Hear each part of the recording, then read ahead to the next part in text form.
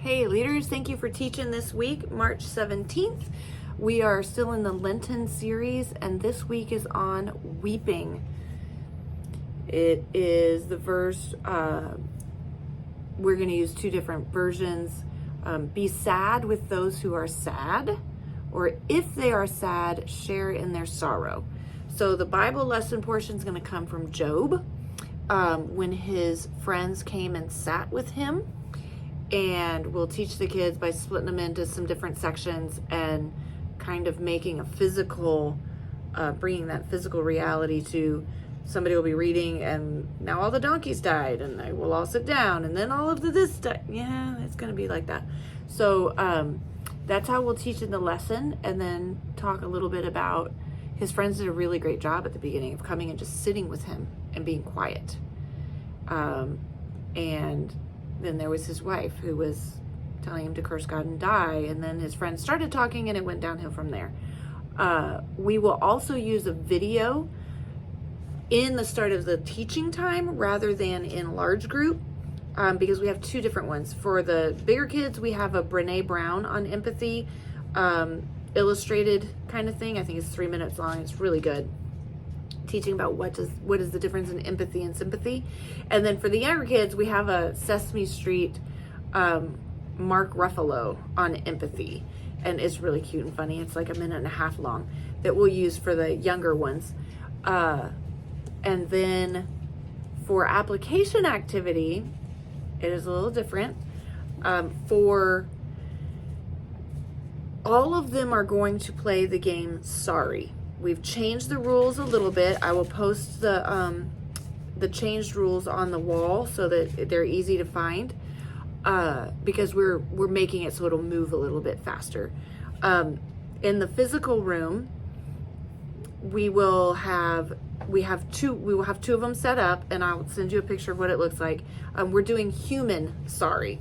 So the game board will be taped to the floor, and each team will have its colors. You'll have kind of things they put over their head so they mark what color they are, and each team will need 4 people. They'll start in their home section, and then pull the cards and see who's going. But they cannot talk. The only time they can talk, because we just sit in silence as we sit with somebody in sorrow, and the only time they're going to talk is when somebody gets bumped back, gets kind of punked or whatever, and then you go, oh, I'm sorry, bummer, something along those lines. So express their, I'm sorry that happened to you, but nothing else. And that should be pretty fun and funny, perhaps. And then so we have 2 full boards for that. That can take up to 16 people per board. I want this to be slow. Like, we're doing things to make it, to get out of start faster and whatever, and they may have to do sign language. You may decide that when they're communicating, if they're splitting the 7 into 2 people moving or whatever, they can talk then, but no general conversation. But I want them to have to slow down. I want them to have to wait and be still. So that's why we didn't have 1,000 boards and whatever. So you will have 2 human-sized boards for actually walking on and everything else.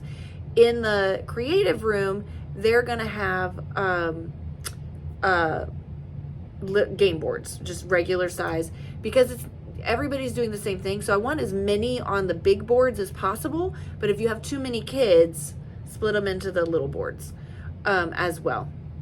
Huffman is going to have only the game boards because I couldn't get in there and set everything up. I'm leaving town. So you're going to do the same thing, same rules about doing it in silence, and you'll have the little bit edited rules so that it moves a little bit faster. So that is it for this week, and you're going to have conversation towards the end of how hard was it to be quiet? What, like, to just not fix it or go, oh, you should have done this or whatever. And then talk about, have you ever had to sit with somebody when they were having a hard time?